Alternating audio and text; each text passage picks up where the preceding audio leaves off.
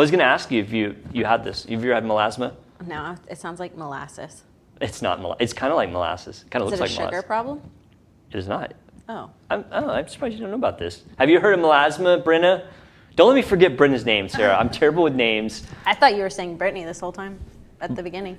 I have not. I also think it sounds like molasses. Okay, all right. Excellent. So I'm going to educate you too on this because this could, you might not have risk for it anymore, but Brenna's going to have risk for it. Although her skin tone's a little light, so she probably doesn't. You should have risk for this. You got lucky. All right, so have you ever looked in the mirror and said, what is this brown shadow on my face that wasn't there before? Well, that could be melasma. So what is melasma? And I have to thank my wife for bringing up this topic. She suggested this one because she had melasma at one point. And so she thought it would be a good segment. And so you see on this girl, and we'll bring this picture back in a minute, but that's melasma. So melasma is brown, blotchy patches and or freckle-like spots on your face. Have you seen anybody with melasma now that you know what you're looking for? I used to, whenever I was a little girl, I used to be outside a lot. Okay, and you got? I'd get white blotches on me. That's similar, yeah. So Instead it's white, of dark. yeah. Okay, but that's a UV reaction as well. So it's very, very similar.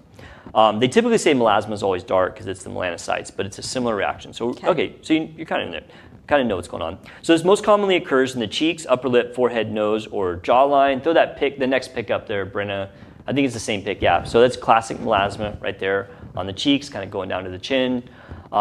Pretty classic look of it. It almost looks like it's like you got some like base or something on, but it's not. Like it's part of your skin. It looks like heavy freckles. Yeah, it does. Yeah, and it can be really blotchy, or it could be more freckle-like. So it's a little bit of variation. So what causes it is not fully understood, but they do know that it is a overactivity of melanocytes. So the melanocytes are the cells in our skin which give it color. Cool. Right? Melanocytes. So what triggers it?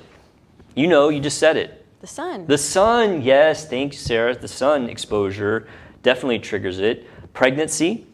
Okay. They call it the mask of pregnancy. Have you ever heard that word, the mask of pregnancy? That's melasma, yeah. If you ever hear that word, or that term, mask of pregnancy, it's talking about melasma.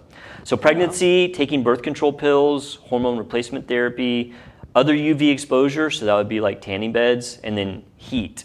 Also, there's some minor link with stress and then thyroid issues, as well as genetics, meaning like if your mom has melasma, then you're more likely to have it. But the biggest links are ultraviolet light, which would be like sun or tanning beds, and hormones, which hormones covers pregnancy, birth control pills, and HRT, hormone replacement therapy. It's most common in women by far, 90%. So it's probably related to progesterone and estrogen. Okay. That makes a lot of sense. Most commonly in the 20s and 40s. So both of you young women are still at risk. However, it does affect darker skin types more. So have you ever talked about Fitzpatrick scale? So Fitzpatrick scale is like a scale of 1 to 6, like from the fairest Irish to the darkest black skin. And I have a little pic there, Brenna. Yeah, there we go. So types 3 and 4, which is kind of the middle. So that's like brunettes, like light brunettes to like dark brunette, natural hair tone, and corresponding skin tone have the highest risk. So meaning like there's some melanocyte activity, it's not super fair, but not like necessarily the darkest. They're the most at risk for melasma. It affects up to 6 million Americans at any one time. And about half of women get some amount of melasma during pregnancy.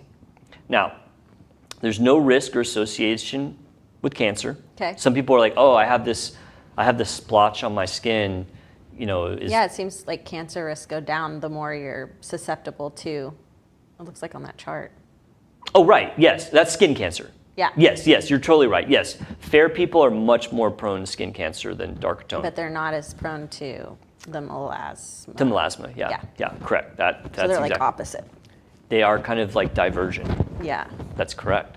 So there's no risk or association with cancer. However, there is an association with depression, meaning if you get melasma, you're more likely to be depressed because it's like it's a aesthetic thing.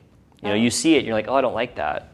I remember when my wife got it, she was like, oh my gosh, I have melasma, and And Well, and if it's related to hormones, if your hormones are Yeah. if your hormones are somehow irregular, right, then that can make you more prone because to depression. birth control causes depression. Absolutely. Being pregnant causes depression sometimes. Right, yeah, again. So Yeah, absolutely. No, for real. Yeah.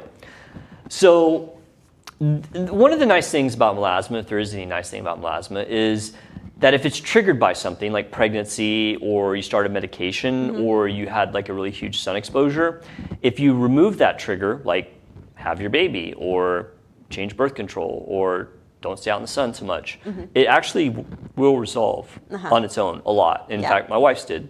She had it, and it wasn't bad, but like, it was like noticeable, but then it went away. Yeah. So that is one of the nice things. However, it doesn't always go away, and it can actually persist or be even semi-permanent.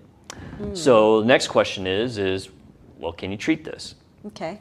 So melasma is definitely one of those things where an ounce of prevention is worth a pound of cure, meaning it's better to not get it than try to treat it after you do get it. Right. So by not get it, I would, the biggest thing would be to protect yourself from the sun, because obviously if you have to start birth control pills or you get pregnant, I mean, you're not going to avoid that, right? You might change your birth control if you get melasma, but you're not going to avoid pregnancy. But the sun exposure, if you're prone to melasma, sunblock. And wearing it like a hat. Yeah, a wide-brimmed hat, yes, excellent. That's very, very good.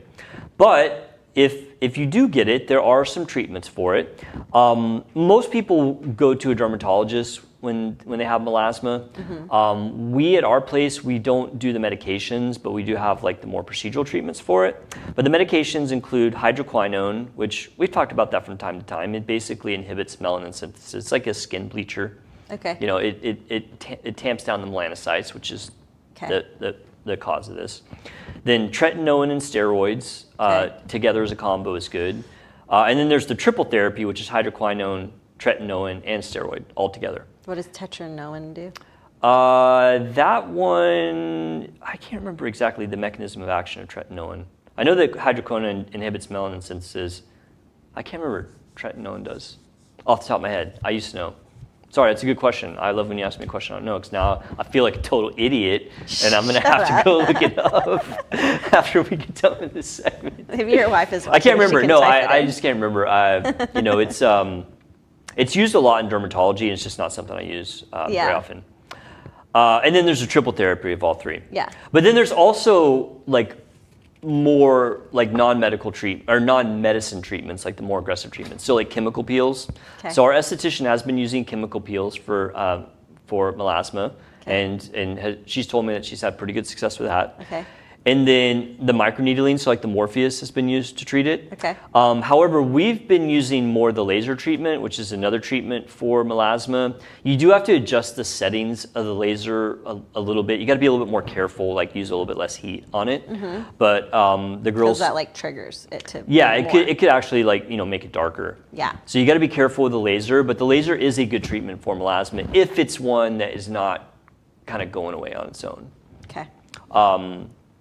So yeah, it's kind of like one of those things where if it pops up on you, like you are prone to get it, and you want to like avoid triggers, So like, my wife probably should not like go to a tanning bed or lay out on the beach all day without sunblock, because it could trigger that back, But yeah, it's one of those things that a lot of people get it, and people can stress out about it. But if you know about it and have some information about it, it's not something you need to be.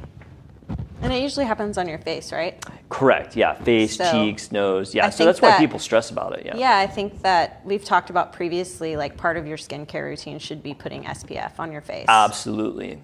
Even when you're not going to a beach. 3 pillars: cleanser, moisturizer, sunblock.